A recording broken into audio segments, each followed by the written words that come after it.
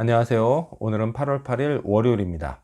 오늘은 레위기 21장 16절에서부터 22장 9절까지를 본문으로 큐티 가이드를 시작하겠습니다. 먼저 오늘 이 본문을 통해 제가 묵상한 하나님은 흠 있는 자는 가까이 오지 못하게 하신 분입니다. 17절 말씀을 읽겠습니다.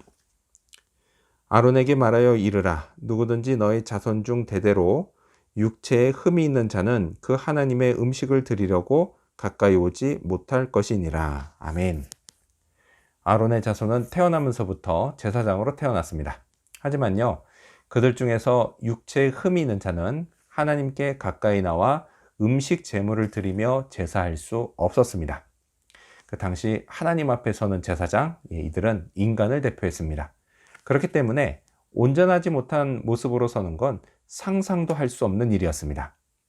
자, 이를 통해서 하나님은요, 백성들에게 하나님이 완전한 분이시다라는 것을 가르치셨습니다. 자, 그런데 문제는 오늘 이 시대의 관점에서 볼 때 이런 하나님의 조치가 장애인을 차별하는 것처럼 보일 수 있다라는 것입니다. 자, 오늘 본문에는요, 누가 흠이 있는 자인지가 나옵니다. 질병에 걸린 사람도 있지만요, 선천적으로 또는 후천적으로 장애를 가진 사람도 포함됩니다. 그 장애가 있는 것도 슬픈데요, 하나님 앞에 나가지 못하기까지 하면 정말 서럽지 않을 수가 없습니다. 하나님은 정말 이들을 차별하시는 걸까요? 그렇지 않습니다. 22절 말씀을 읽겠습니다. 그는 그의 하나님의 음식이 지성물이든지 성물이든지 먹을 것이나. 아멘. 하나님은요, 그들 역시도 다른 제사장들과 마찬가지로 제사장들만 먹을 수 있는 지성물과 성물을 먹을 수 있게 하셨습니다. 먹는 것에 있어서는요, 똑같이 하셨다라는 거예요. 다만 제사를 드릴 때 그때만 그러셨다라는 것입니다.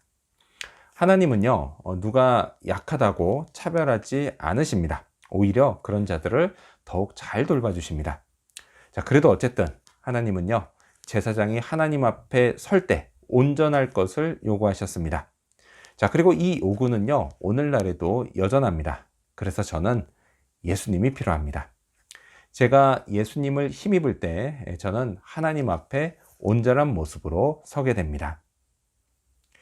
자, 그렇다면 계속해서 오늘 이 본문을 통해 제가 발견한 인간의 모습, 어떤 게 있을까요?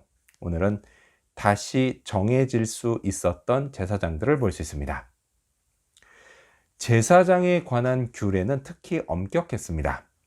그 육체에 흠이 없는 그런 제사장이라 할지라도 이런저런 금지된 것들로 인해 부정해질 수 있었고요.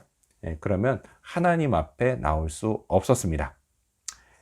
이 말은 하나님께는 좀 외람된 말씀이지만요, 부정에 관한 그 규례를 볼 때마다요, 저는 하나님이 참 까다로운 분이시다라는 생각이 듭니다. 그저 스치기만 해도 부정한 것으로 간주됐기 때문이에요.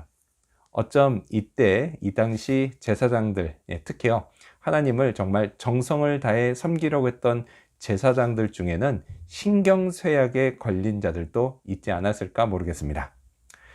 자, 이제 곧 하나님 앞에 나가서 제사를 드려야 해요. 그런데 일부러 이런 부정한 것들과 접촉했던 제사장이 누가 있겠습니까? 거의 대부분은요, 자기도 모르는 사이에 부지부식간에 접촉을 했을 겁니다. 자, 그런데 그 목록을 보면요, 거기에는 벌레까지 있습니다. 얼마나 주의를 또 기울이고 또 기울여야만 했을까요? 자, 부정해지는 것, 피하기가 어려웠습니다. 그러다 보니까 부정해지지 않는 게 정말 힘들었을 겁니다. 하지만요, 그것과 함께 다시 정결해지는 것도 그냥 쉽게 되지는 않았습니다. 그래도 그나마 다행인 건 어쨌든 다시 정해질 수 있었다라는 것입니다. 6절과 7절 말씀을 읽겠습니다. 곧 이런 것에 접촉된 자는 저녁까지 부정하니 그의 몸을 물로 씻지 아니하면 그 성물을 먹지 못할지며 해질 때에야 정해지리니 그 후에야 그 성물을 먹을 것이니라.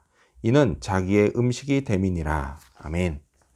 자, 부정한 제사장은 해가 질 때까지 기다리면 됐습니다. 그리고 저녁에 물로 씻으면 됐습니다. 자, 이렇게 해결책이 있다라는 것만으로도 그들은 다행스럽게 생각했을 겁니다. 다시 회복될 수 있으니까 말이죠. 자, 이런 면에서 오늘 저는요, 하나님을 참 편하게 만납니다. 그 율법으로 치면 온갖 부정한 것들에 둘러싸여 살지만요, 하나님 앞에 서기 위해 저녁까지 기다릴 필요도 없고요, 또 물로 씻을 필요도 없으니까 말이죠. 이 모든 게요, 다 예수님 덕입니다. 자, 그렇다면 끝으로 오늘 이 본문을 통해 나에게 주신 교훈이 뭘까요? 그건 자신을 더럽히지 말자입니다. 8절 말씀을 읽겠습니다. 시체나 찢겨 죽은 짐승을 먹음으로 자기를 더럽히지 말라. 나는 여호와이니라. 아멘. 이 레위기는 말할 것도 없고요, 신약 성경 역시 제 자신을 더럽히지 말라는 말씀을 합니다. 예수님이 저의 죄값을 다 치르셨는데도 말이죠, 혹시요, 주님의 피값으로도 치러지지 않는 어떤 부정함의 죄가 있는 건 아닐까요? 그런 건 전혀 없습니다. 예수님의 피로 용서받지 못하고요, 또 하나님이 용서하실 수 없는 죄는 결코 없습니다. 그럼에도 불구하고 성경은 제게 제 자신을 더럽히지 말라고 말씀합니다. 그 이유는요, 제가 방종에 빠지지 않게 하려는 것입니다. 죄를 용서해 주시는 은혜, 그 은혜만 믿고 또 죄를 짓는다라고 하는 건요, 있을 수가 없는 일입니다. 오히려요, 저의 부족함과 연약함으로 인해 또 죄를 짓지만, 그래서 부정해지지만 여전히 저를 용서해 주시는 하나님의 은혜에 감사함으로 다시는 죄를 짓지 않고자 노력해야 합니다. 그것이요, 은혜로 용서받은 자의 마땅한 태도입니다. 제 자신을 더럽히지 말아야 할 이유 또 있습니다. 죄라고 하는 게요, 참 놀라운 능력이 있습니다. 그래서요, 제가 한번 더러움에 빠지면 좀채 헤어나오지 못하게 만든다라는 것입니다. 따라서요, 죄와 부정함에 관한 한 예방이 최고입니다. 자, 그리고 또 다른 이유는 하나님과의 관계가 끊어지지 않게 하기 위해서입니다. 자, 끊어지는 순간 고생문이 활짝 열립니다. 그래서 조심하고 또 조심해야겠습니다. 죄로 제 자신을 더럽히지 않도록 말이죠. 오늘도요, 그런 하루가 되기를 소망합니다. 기도하겠습니다. 흠 있는 자는 가까이 나오지 못하게 하신 하나님, 저의 부정함을 예수님의 피로 씻어주시니 정말 감사합니다.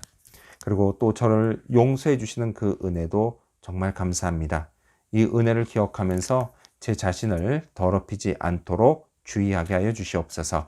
오늘도 그런 하루 되기를 간절히 바라오며 예수님의 이름으로 기도합니다. 아멘.